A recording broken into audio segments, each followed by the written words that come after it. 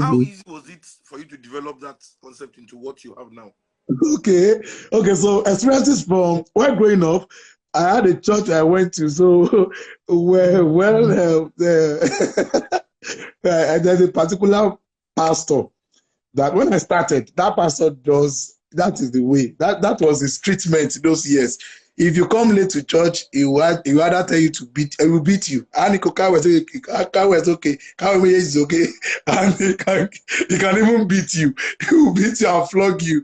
Then you get back home and then you start asking questions that let's you love church like that. So I grew up in a church where the pastor can send the member out. Like we just tell you, oh yeah, Toby, Ita, that day.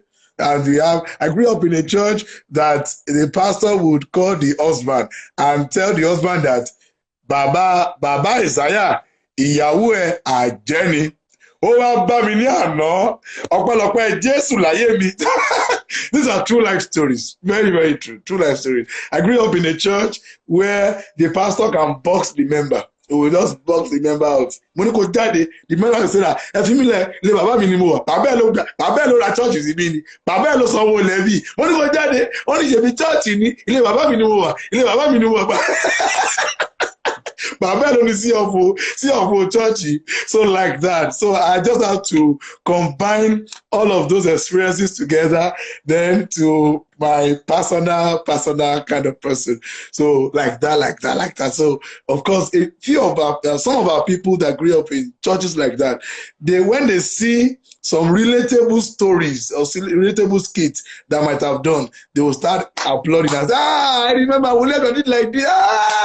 My pastor once did this to me. Blah blah blah like that. So of course there's some experiences that we had in church those years. Thank God for modern day church now. Those years we go to church 7 a.m. and we end our service 7 p.m. 7 to 7. There was a time my cousin came to greet us.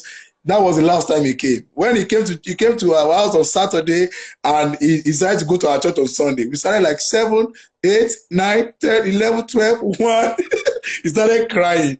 They thought it was the message that touched him, but he was hungry and hungry at the same time. He just wanted to, and those are the years whereby you cannot just leave the church. Once you enter the church, àwọn aṣọ́nà àti fi okùn sí church, ó lè jáde. So like that. So I got my concept from some of those experiences that we had in the past in our church while growing up. Okay, tell us about Dele. So people are asking, where is Dele? Where is Dele? Okay, Dele is WOLI AGBA is a boy that God has anointed to be disturbing the ministration and ministry of WOLI AGBA, and he has successfully initiated other members of the choir. That I think I am the only sane man in our church. So most times I get to correct them like that. They can start singing hymn. Eyo ninoluwa eyo, and they can go from there. They will go to verse 2. I know the denge. Where is I know the denge nino hymn? Báwo lo ṣe máa sọ pé eyo ninoluwa eyo? Wọ́n lọ sí I know the denge. Denge báwo? Like that. So Dele is a brother. We've been together for a long time in the days of Otunba. He used to be a drummer. All he does was drumming, but I saw something beyond drumming inside of him, because I know that he has some. He knows what to give me if I want to dance so well. Those years, so all I did was when I started having my skits, doing my drama, he approached me and I felt, no, it's a good time. Let me have you. So we started on and on, bringing out the best out of every one of us by the special grace of God. So he's just like a brother, but he has turned a family right now. So, and he's my son. He's the son of the prophet. He's the prophetic son of the prophet. Yes. So what should your fans expect from you between now and Christmas or end of the year? Well, so for now, we are hoping that God will give us a better Nigeria, and God will intervene into the situation of the country right now. So by the special grace of God, I had to lend my voice to tell people that I'm in support of of the fact that we need peace in our nation, and of course we want them to value the lives of all our people. Like today, I just got to know today that in the family, the incident that happened at Odomosho, it was 3 children of a family that died. 3 children of one family. That's too much. I wonder what state the man and the mother and the father will be right now. How many words will revive those children? Like it's just it's so pathetic. I got to know that today. Like three ọmọ mẹ́ta nínú ilé kan. That's just I don't know. So I feel for now, I'm just going to move. I'm a sensitive a social media influencer. I know what to do at a particular time because I respect myself a lot, and I wouldn't want anybody to do. But now we just move with the rave of the moment and just ensure that we lend our voices. But as soon as all of this thing is gone, trust me, ó wà lára inú ẹ̀jẹ̀ ló wà. Olúwa ló ní ká máa pa àwọn èèyàn lẹ́rìn.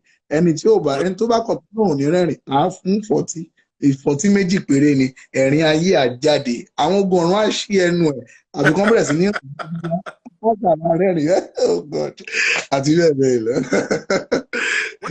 What has life taught you? Looking back at your experience and your life. Life has taught me to not look down on anybody.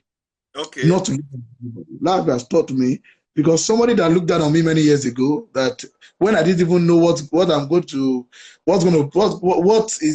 come out of me. Now they cannot approach me anymore, and of course we just have to greet ourselves. Now they have to forcefully want to associate themselves with me. But then I did not forget their statement while I was still growing up. While they didn't believe me while I was still struggling. So life has taught me not to despise anybody, no matter what. I think even when I'm very, very tired and my fan gets to approach me, I don't transfer aggression. I don't transfer my state of health. I still want to package myself and attend to that person, because I never can tell.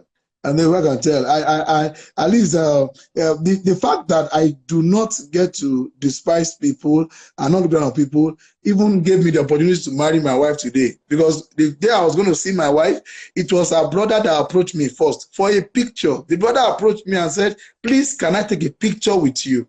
So I was tired. I could have told him, because we traveled a long distance. I could have told him that, guy, I'm tired. I can't snap that picture. But the part of me, I got up, I snapped the picture, and it was that picture he went to show our sister, which happens to be my wife today, that WOLI guys around, let's go and see him. And when I saw that sister that day, the WOLI in me, came back.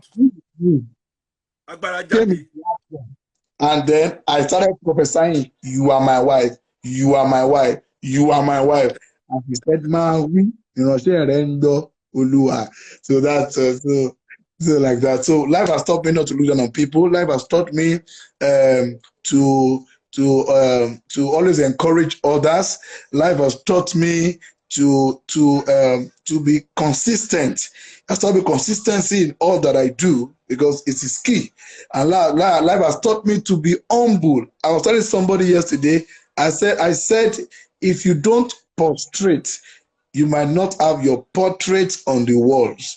And I said, number 2, I said, tó bá ti lè dọ̀bálẹ̀, ó lè dọ̀bálẹ̀. Tó bá ti lè dọ̀bálẹ̀, ó lè dọ̀bálẹ̀. So you have to dọ̀bálẹ̀ to dọ̀bálẹ̀. So because even God exalts the humble and resists the proud. So humility is a very powerful key and tool that life has taught me as well. So a lot of lessons. Life has taught me to be a giver. I have to give to people. I have to give to everyone around me. A whole lot like that. Life has taught me not to always react to everything, and to always find out to be quiet even when they feel I need to respond. I like to go quiet very, very well, because once you say a word out, the word is gone forever. Internet never forgets, like they always say.